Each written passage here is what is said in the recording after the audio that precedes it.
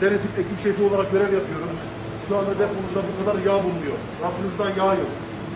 Yani vatandaşı niye mağdur ediyorsunuz?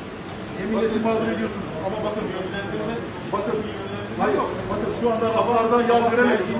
Depomuzda yağ var ama şu anda... Ben de size açıkladım ne olduğunu açıkladım. Hayır, bana sadece dediniz ki her şey satılmış, yağlar satılmış. Reyonda eksildikçe reyona takviye Ama takviye bu şekilde olamaz. Bakın şu anda rafımızda ürün yok, depomuzda yağlar var.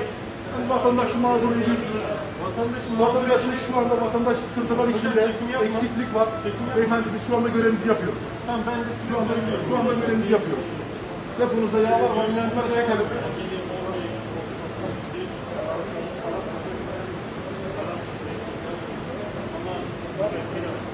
Abi o kadar kılma çarpıyor. 18 yaşında. Tamam mı?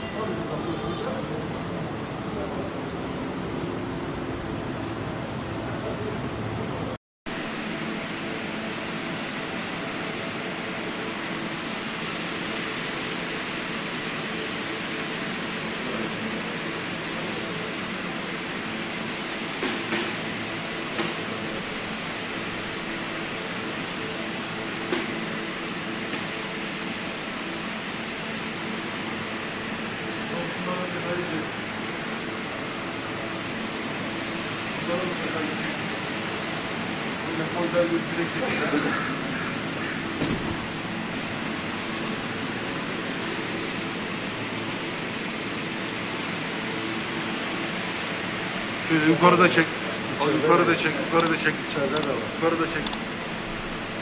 Aynen.